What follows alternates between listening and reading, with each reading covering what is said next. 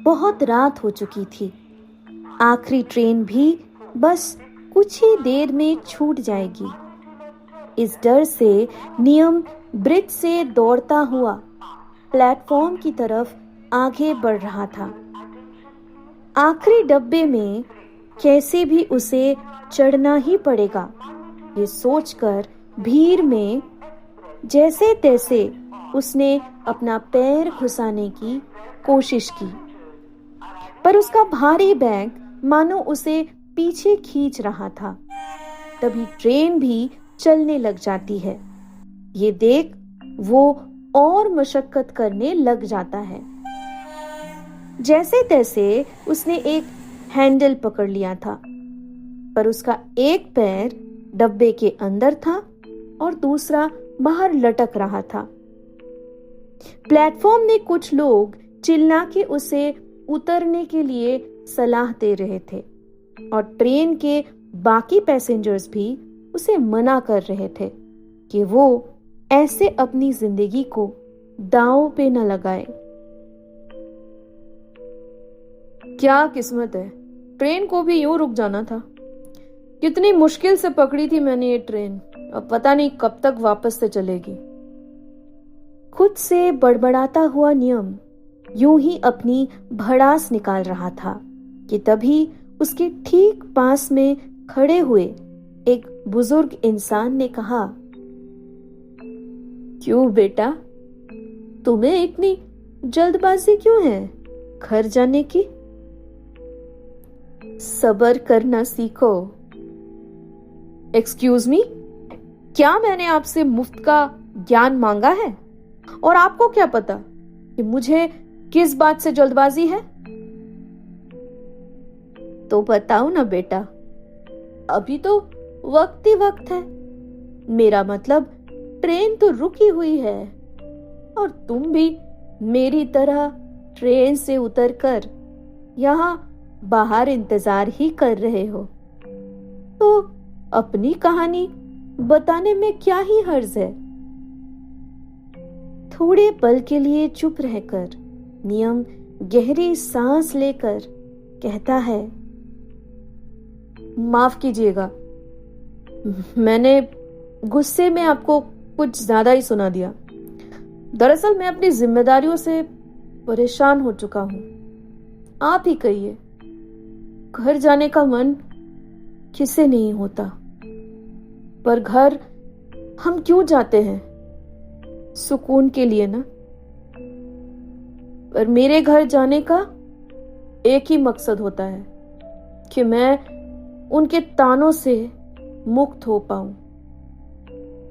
आज महीने का 5 तारीख है और पिछले कुछ दिनों से पूरा परिवार मुझे अपनी अपनी मांगे बताए जा रहा है।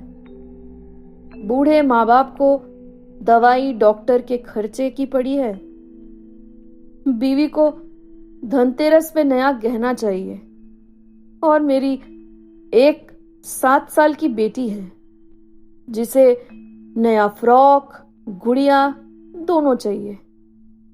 बस सब अपनी मांगे बता रहे।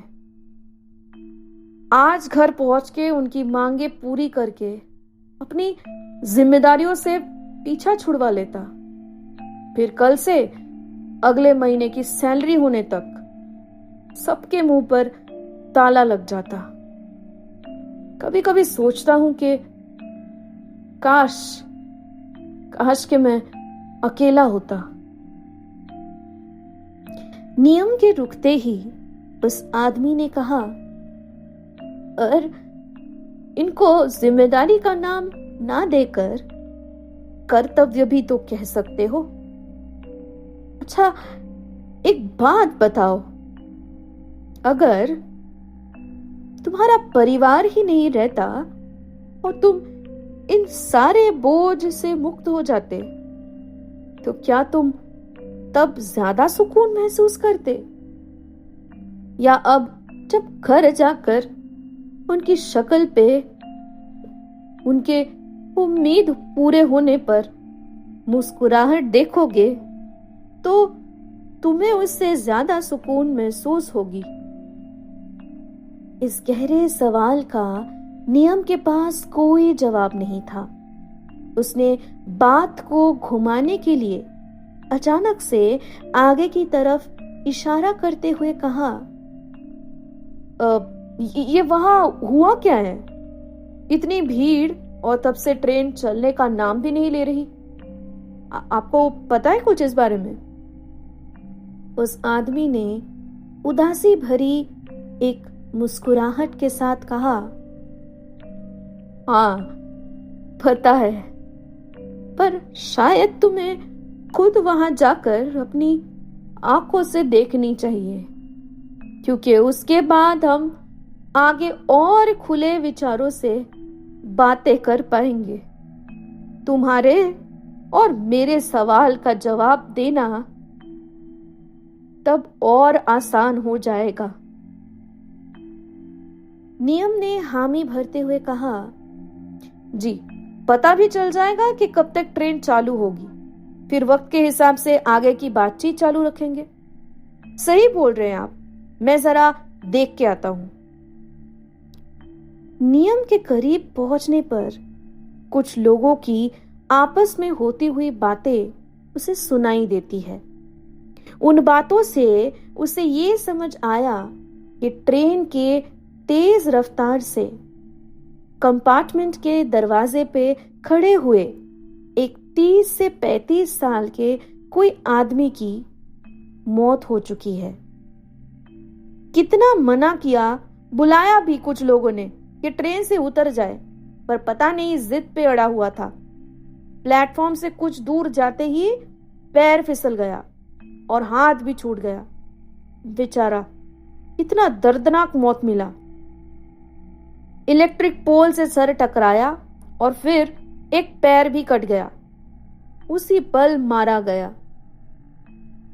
तो रेलवे पुलिस एक स्ट्रेचर पे रखी हुई एक खून से लथपथ लाश और ठीक उसके कुछ ही दूरी पर एक बैग से आधी बाहर निकली हुई नई गुड़िया और फ्रॉक, इन दोनों को एक टक देखे जा रहा था नियम। तभी उसके बगल में खड़े हुए किसी ने कहा, कौन सा सुकून ज्यादा महसूस होता है? अब अपना जवाब दो बेटा। जवाब में थरथराते हुए नियम अपने ही लाश के आगे घुटने टेक बैठ जाता है।